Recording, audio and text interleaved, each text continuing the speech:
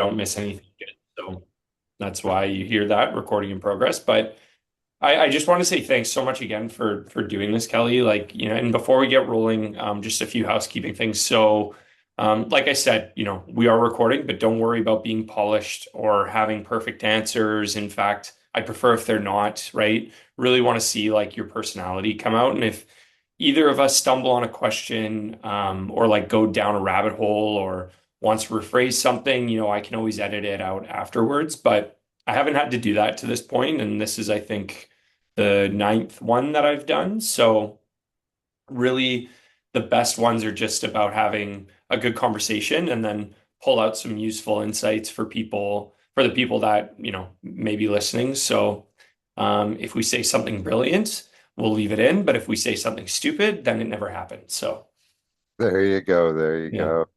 Any question before we get going? Not at all. Not at Okay. all. Just this is the third one I've done in a month, eh? What were the other ones you did? Radius fire and parking. Oh, right on. Okay. Yeah. I did I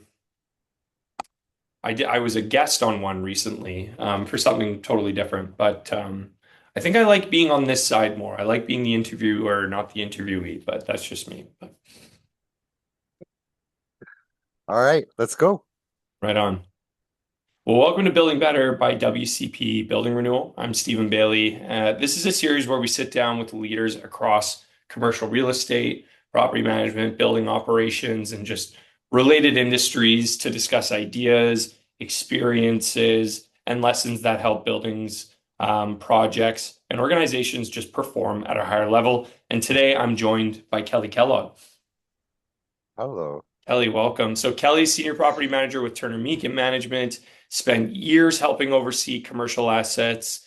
You've navigated complex projects, built strong client relationships, and you lead through countless challenges that come with managing commercial real estate. So I've had the opportunity to work alongside Kelly over the last couple of years now, and have always appreciated his just practical approach, his wealth of industry knowledge and ability to keep things moving when projects inevitably get complicated. And Kelly was high on my list when I first set out to start doing some recorded interviews. And so I'm very, very thrilled that you're joining me today, Kelly. Welcome to Building Better.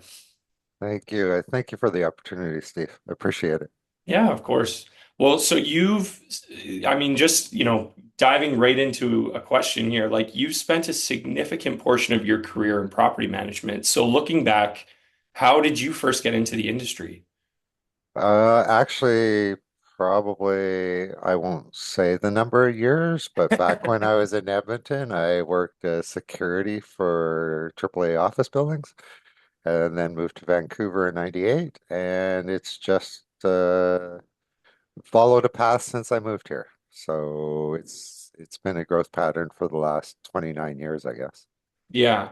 And so when you started, did you envision this becoming sort of a long-term career, or was property management something you kind of fell into? I feel like that's a lot of people that I speak to. They seem to just fall into it. I can't say it was a goal because my education is phys ed. Is Okay. is it just fell into it, I guess, is just the way the world worked and the path that I chose to take is I ended up here. So Yeah. And I don't even think I've asked anybody this one, but if you could explain to someone outside of the industry what a property manager actually does all day, how would you describe that? um babysits. Uh It depends on which aspect of property management that you work into. Yeah. If you're residential, you're dealing with multiple personalities, you're dealing with the governments of the RTB. If you're on the commercial side, I'm very, very pointed and straightforward. Is the lease document that's signed by a tenant and landlord are the documents that everybody has to conform to and follow. Yeah. Um, but I can say everything with a smile to everybody, right? So Yeah. um yeah, it's sometimes it's a lot of babysitting.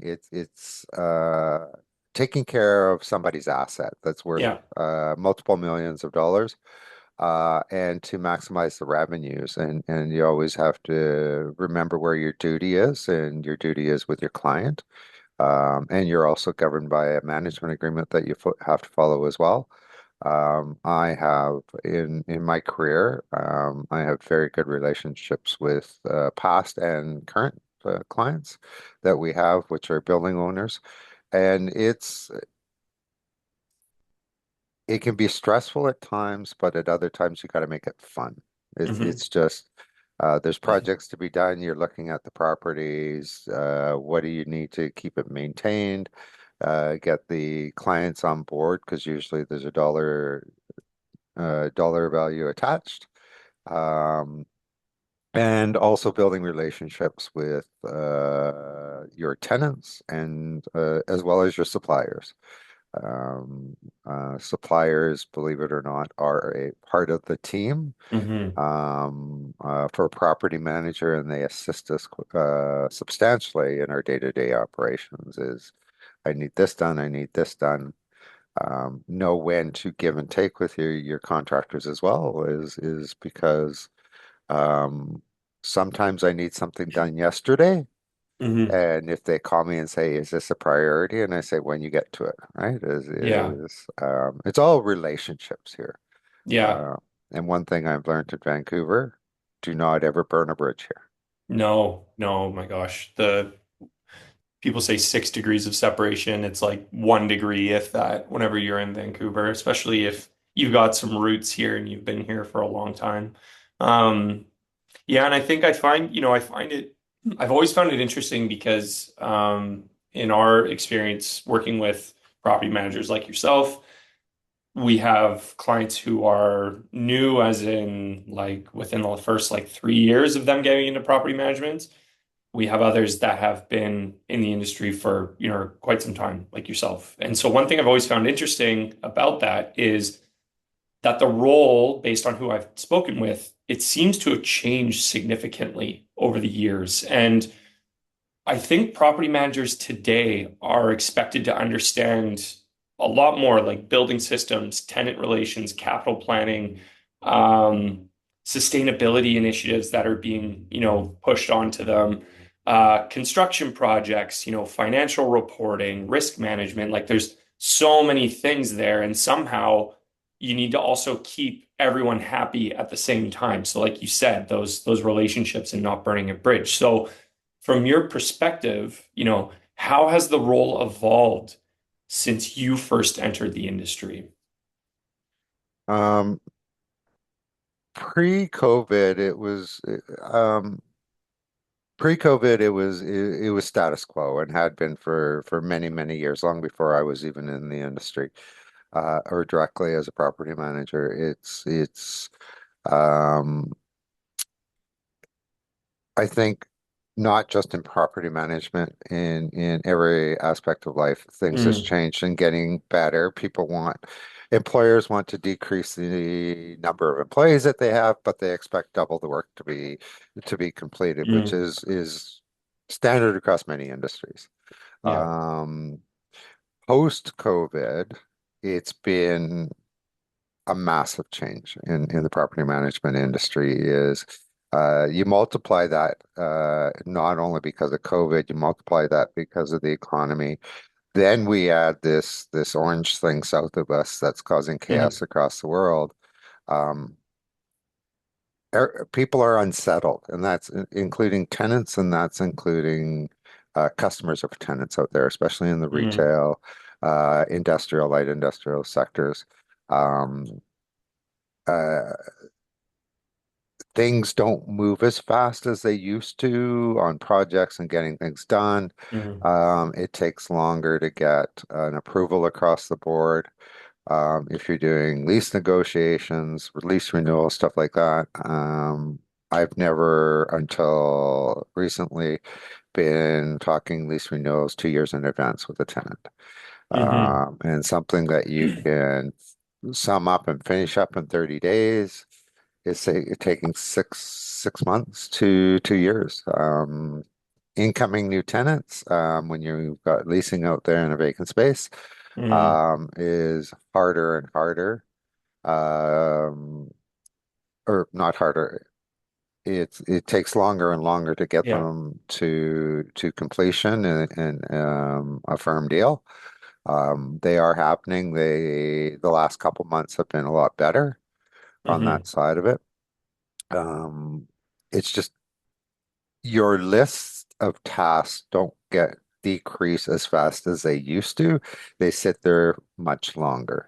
Right. Is um, either I mean now things change a lot in our world. We're at level 3 water restrictions. Yeah. Huge impact on our industry of what we can and cannot do Mm, with regards to a building. So everybody was pushing to get what they could done prior to June 8th. And now we have to sit on things until the restrictions lift, and I believe they won't lift until November. hmm. And then you're restricted by weather here in Vancouver. Yeah, also that I Yeah, know. Was yeah. talking to someone today, and I mean, the day that this is currently being filmed on, it's going to be like 30 degrees outside, and they said in Vancouver, people forget that we don't get this all year, but the second we get this, we think we do. So we think it's California all of a sudden. But um, just going back to something you said, the impacts and the rising challenges, longer lead times for getting projects approvals, all these kinds of things. Like I would imagine that a lot of your relationship management is actually expectation alignment and expectation management, right? So I'd imagine that has also changed throughout the years.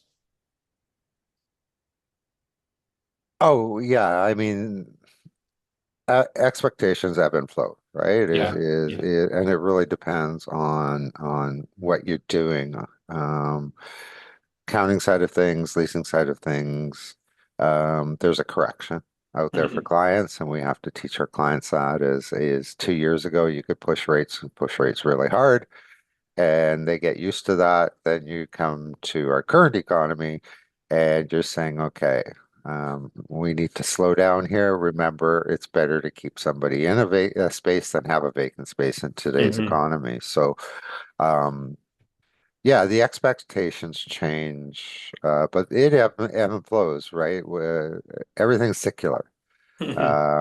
You have highs and you have lows. We seem to be on this massive wave that we're riding since post-COVID, and it's just like this. Boom, boom, Yeah. boom, boom, boom, boom, boom, right?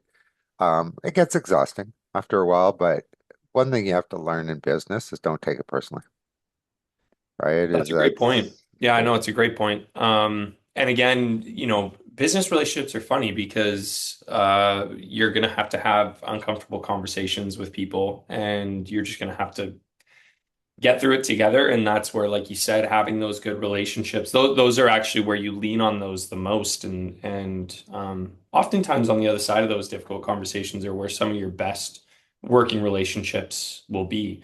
Um, and so, key to that, I mean, from everybody's perspective is, and trying to, you got to uh, push this on everybody is transparency. mhm, Transparency is key as this in this industry is be open and upfront is there's always good, there's always bad, but it's how you deal with the situation in the end. And if you're mhm. not transparent, it's even more draining. Is you're Yeah. trying to be detective to find out what is truth, but tell me the truth. Let's figure it out. Yes. The outcome may not be what we all want, but there's as long as you get through it, it's but Yes. that is number one today is in our industry, they've been trying to correct um the negative aspects in the real estate industry over the years, but you still have people out there that I will say poorly or falsely represent in the industry because they're not transparent. Yeah. Right? Yeah. And that's not only in the real estate industry. That's relationships with contractors, stuff like that. I mean, um, I make mistakes. I admit my mistakes. Other people, they don't want to admit their mistakes. Tell me what happened. Let's figure it out. Let's get it done. Right? Yeah. Yeah, and I Um, wanted to go back because you had mentioned just exterior sort of or external like economic impacts and having to obviously continuously navigate that. Because for you, you've managed through multiple market cycles. I can imagine you've dealt with a variety of different ownership groups, and over the course of time, there's always changing tenant expectations that are factoring in as well. And now we even have, all this technology that's sort of entered the industry. So what in your like from your perspective, and I think I know the answer to this, but I want to get your view is what is something about property management that has fundamentally changed over the last 10 to 15 years? And what is something that hasn't changed at all? Governance is constantly changing in the industry,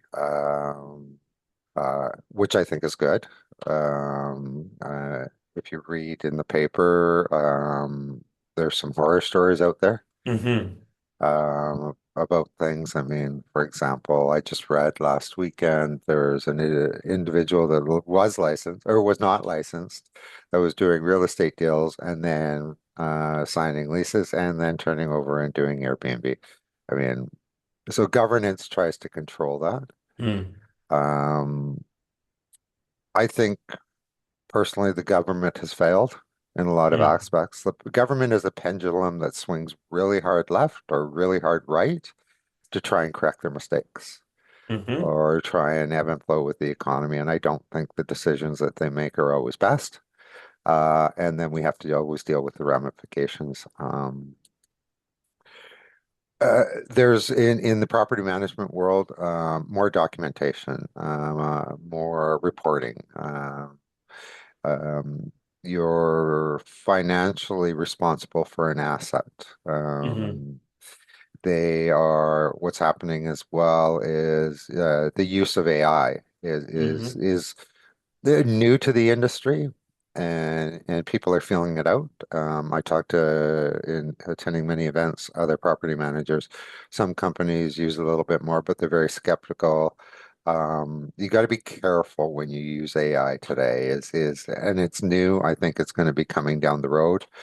But AI should not always be there to replace employees.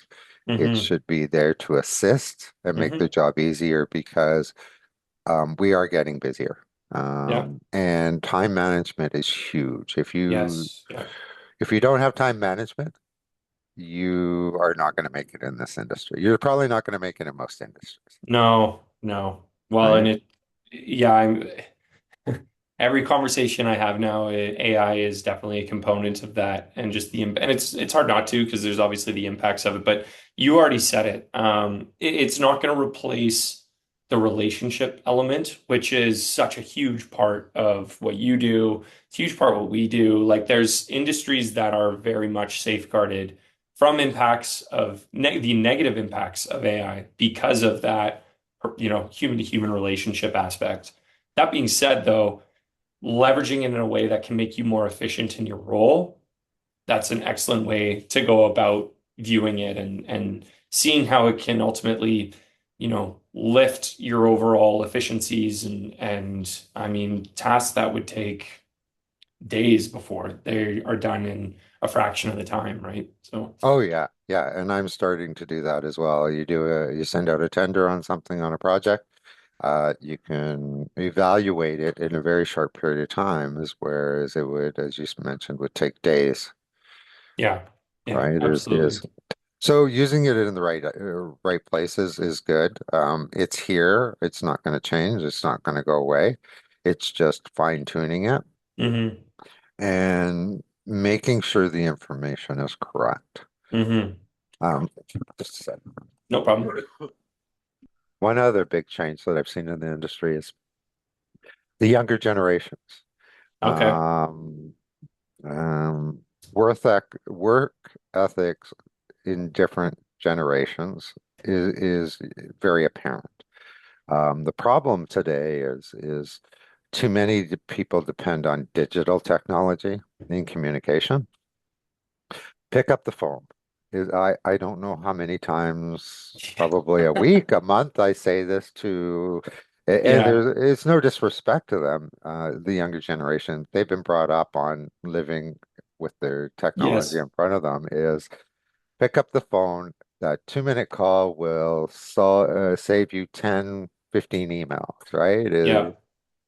Um, so you're seeing different things like that that's changed, and I think there needs to be a correction in some respects that way. Hmm. Um, we're now tied to technology by the hip. We all carry cell phones. We Hmm. all carry our laptops. Whereas when you did business, uh, I would say even probably 15 years ago, Hmm. a lot of it was done on the phone, right? Oh, You pick yeah. up the phone, you meet face to face, stuff like that. Um, Using Teams, using Zoom, stuff like that. So COVID, one good thing out of COVID was um, being able to communicate on a platform that you don't have to leave an office space. Hmm. You save hours a week of your time from driving to and from meetings. Oh, yeah. There are Yeah. some meetings that are required in person, but it does as well. Time management, digital technologies are assisting.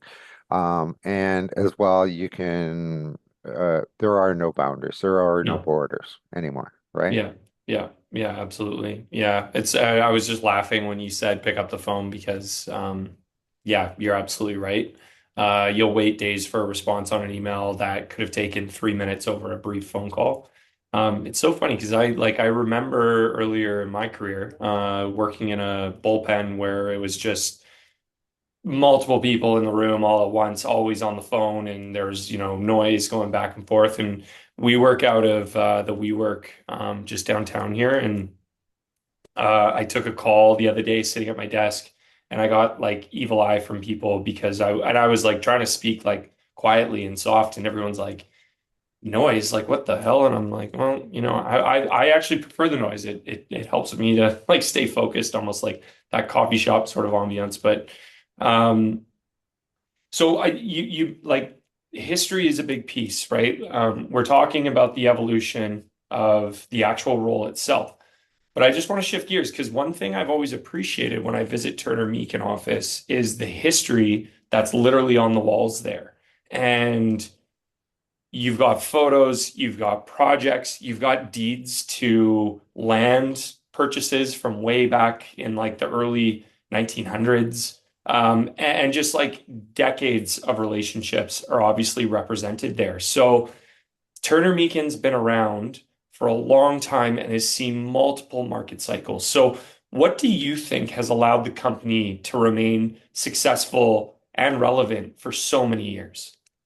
Turner Meakin's been around since 1912. It was two gentlemen, Turner and Meakin. And the company has evolved. And I've talked to the managing broker several times, they did everything before. They did insurance, they did leasing, they did sales, so it was a whole basket of different things.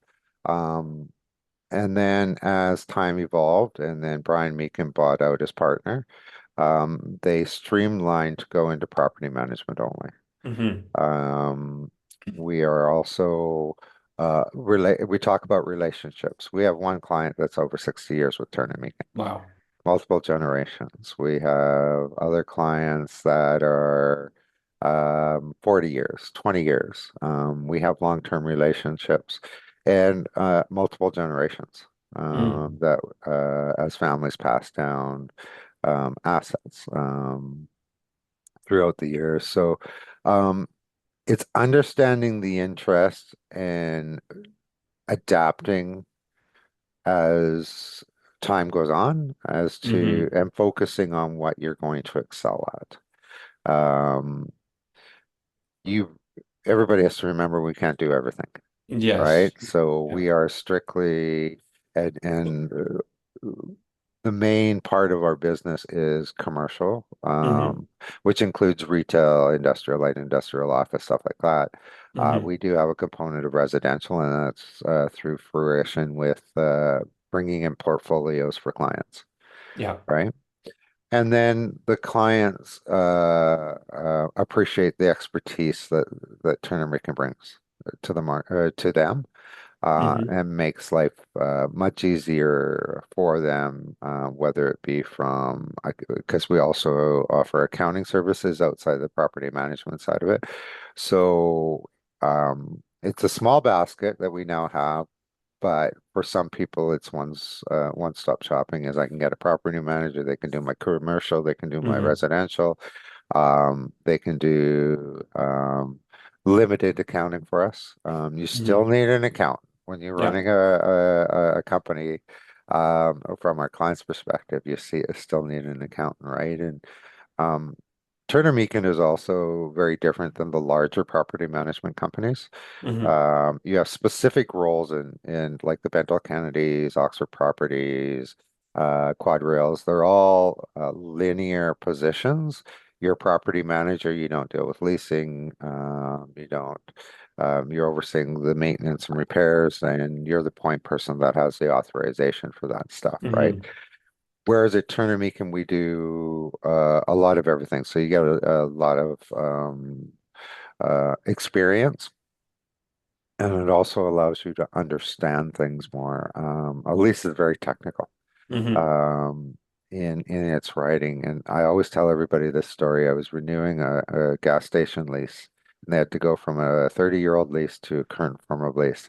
So 30-year-old leases were probably about 10 pages. Current Hmm. leases are 50 to 80 pages, Hmm. right?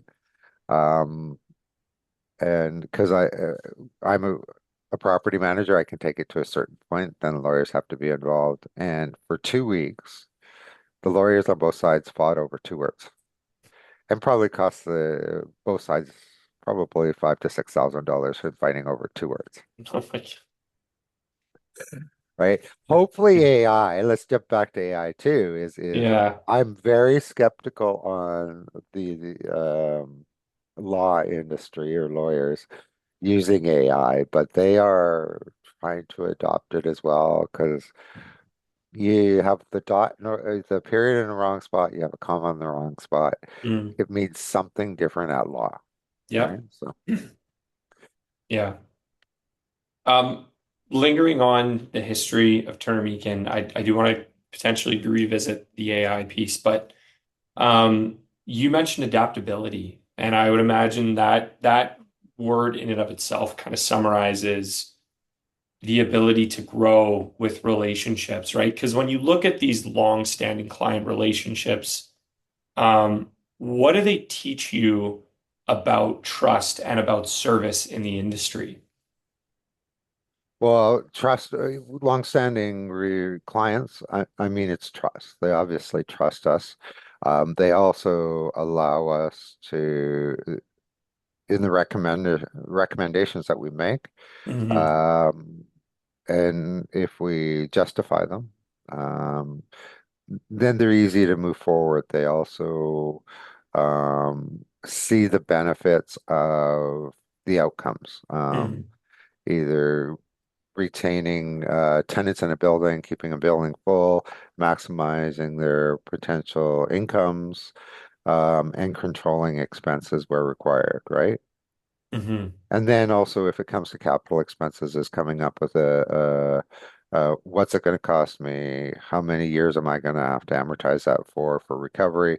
Hmm. Um, and are there alternatives to, um, for example, replacing a roof?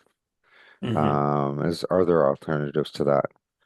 It's also we give they feel comfortable if we sit beside them if they're selling a property or they're purchasing a property. We've been brought in and we give our from our perspective, our property management perspective, um, about a property, about a Hmm. sale, about a purchase. For example, we're just taking over a brand new build that's not almost at substantial completion, but we've been involved with that building for 3.5 years now, Hmm.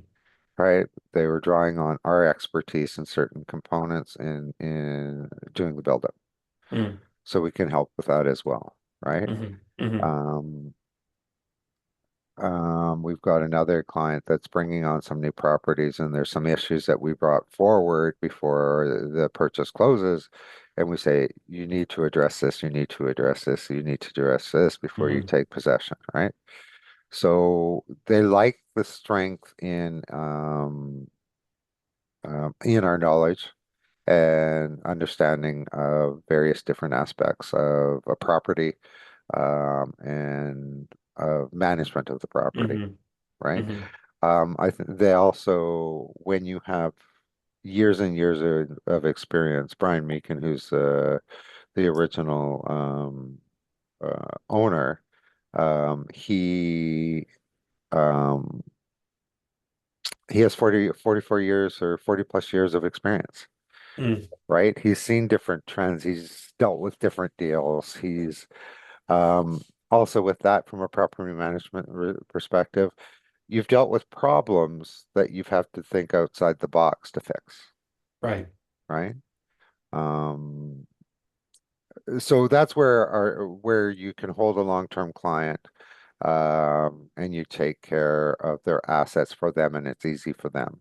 We have another group that's the second longest client that we've had, and have always appreciated the advice that has come from Turner Meakin. So, Hmm. right. So, and that's why I'm here. And flexibility is I don't have to be sitting in an office Hmm. to get my job done. Yeah. Yeah, that freedom. Well, I mean, that's a huge benefit to it. And so, I mean, and given your experience and again, seeing the industry evolve, what would you say is the biggest pain point for property managers right now? Oh, the biggest one right now is the uncertainty of the marketplace because it impacts us so much. Like I mentioned earlier, is trying to get a new tenant in. I mean, let's talk about the office market. It's not hidden. It's in Right. the toilet. It's going to be in the toilet for a while. Um, is yeah, that's probably it's just the economy is huge. Is government regulations are huge. The impact on immigration in Canada has a huge impact on us, believe it or How not. so? A lot of these people that enter the country are opening businesses. When they're opening businesses, they're leasing spaces, right? So when Mm, you stop that, it takes a market that's been good. So light industrial was very good. It was on mm, a incline. And then in a very short period of time, a couple of years ago, it plateaued, and then there mm, was a retraction, right? And you see with that is the um, how government policies or government changes can profoundly affect what's happening in our industry, and mm, that's just one example of it is. And then what do you do? Because once you have lease rates here, you have a retraction or a substantial retraction in the market, and you're bringing in new tenants at, let's say, $4 or $5 a square foot less. Then you have your existing tenants coming at you for a reduction in rent, right? So, mm, and a lot of it is government. I mean, let's look at residential, and the fact that we had pretty close to a zero vacancy rate for many years. If you go in history, caused by the government. mm, And then they swing the opposite side. They bring in all these stringent rules on Airbnb and stuff like that.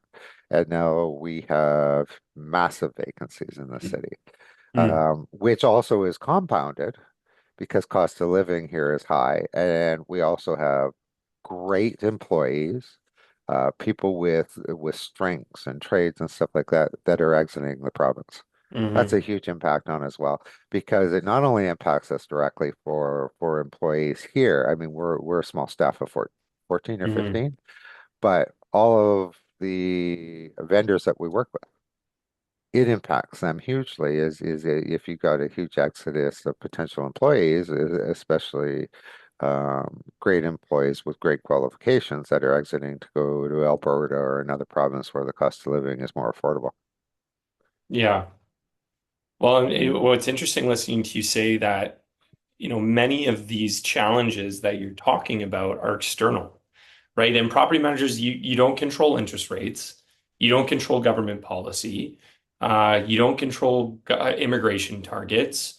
You don't control the broader economy, yet you're the one often the people you're often the people left dealing with the downstream impacts of all of those decisions, right? Absolutely. Absolutely.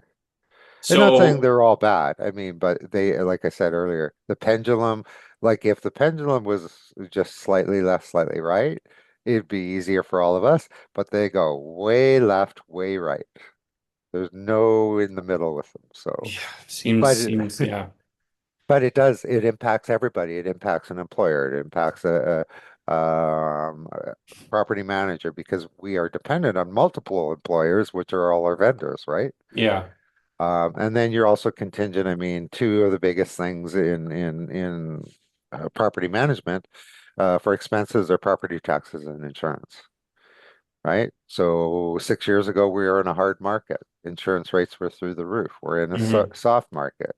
Okay, that gives a little bit of relief for the tenants because we ought to remember that all the tenants in a commercial lease, a triple net commercial lease, pays for every expense that the building incurs, right? And then Yeah. you have Vancouver here that taxes on best use, not current use. So you can have a Hmm. two-story building, but you're being taxed on a 30-story building, Mm. right? Right. So Yep. huge Yep. impacts. Fees that the cities are charging developers. Um, 25% of a bill, I'm told, are fees and surcharges from the cities or commitments from required from the city. Hmm. Right? So that $1 million house or $1 million condo, $250,000 of that is going to the city in some form, whether it's fees or parks or infrastructure or something like that. Um, that is killing or hurting the industry here in Vancouver and almost becoming unaffordable. And then when you have people that are watching their pockets, people aren't going to spend, that impacts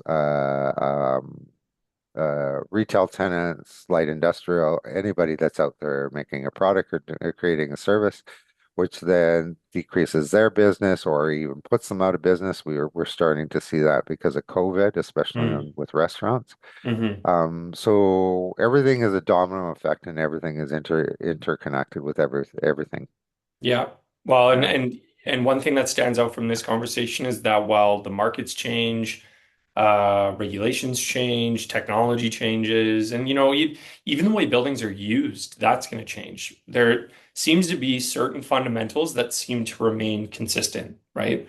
Relationships matter, communication matters, staying proactive matters, right? And I think that you've had a front row seat to all of that over the course of your career. So in your time, uh, in commercial property management and, just seeing the industry evolve through multiple cycles, if you could give one piece of advice to a young property manager entering the industry today, what would it be? Uh, oh, listen and communicate. Right? Is listen, communicate, transparency. Three key things it's going to, as we've said with everything else, it's a domino effect to other parts of what you do. Um, uh, because you got to listen to your client, you got to listen to your tenants, communicate and be transparent. Mm, That's going to give your um, best advice for your career in this industry. mm, And that envelops a lot of things under mhm, those three aspects of it. Pick up the phone too. Part of mhm. that under communication is please, please, please pick up the phone, right? Um, And don't think that AI is going to do your job for you. I guess that's Hmm. another one. That's a scary one because I recently have come across people that AI does everything for them. Hmm. Um, that's why you can't multiply two by two, right? Hmm. So, um, yeah, it's just yeah, it's open, honest, communicate. It is. I mean, it's not hard, Mm. right? Sometimes you got to get your hands dirty. You got to dig in there. You got to figure something out. Be organized. Tender is put it together. Just don't go out there and say, I want this, this, and this, and don't know what you're doing. Right? Hmm. Um, and network. Hmm. Another one too is as with our relationship is networking is huge. Is Hmm. the benefit from that you're going to learn from somebody else. Somebody else has probably been in the same situation as you, and this is how they handle. Not always will that work, but it gives you an idea and a direction and thinking outside of the box. Which today, back in, I remember when I started my career many years ago, everybody was in a box, Hmm. right? The last 20, 25 years, everybody says think outside of the box, Hmm. right? Hmm. So. Well, that's great advice. And just on the networking piece, yeah, I totally agree. Um, it's nice seeing you at all the networking or all the major ones, I would say. And it's also really nice when I see you at those and your interaction with, probably almost the entire room. So that comes with its benefits and its advantages for sure. So, well, Kelly, I told you I'd take 30 minutes of your time, and we're now approaching 40, so I apologize. And I feel No like we could worries. keep talking for hours here, but before we officially wrap up, is there just anything else you'd like to share with property managers or property owners, building owners, just industry professionals who may be listening? Don't take things personally, right? There's good times, there's bad times. There's you can get frustrated at times, but especially in the business world, do not take things personally. Hmm. And just be transparent. It's a requirement as a licensee. And you're going to get a whole lot more done um, in a much shorter period of time. So time management by dealing with the issue, Hmm. straightforward or anything that's going on in the industry. But yeah, is biggest one is never take anything personal because it's going to drive you into the ground. Yeah. Yeah. Yeah. Yeah. Well said. And, you know, uh, Kelly, thank you again for taking the time to join me and share your experience. Thank you to everyone tuning in to Building Better by WCP Building Renewal. If you enjoyed the conversation, be sure to keep an eye out for future episodes. I'm going to continue to sit down with leaders from across the commercial and residential real estate industry and property management industry. So, Kelly, thank you so much again for your time today. Thank you for having me, Steve. I appreciate it. Yeah, of course. And we'll see everyone on the next episode of Building Better. Until then, take care. Cheers.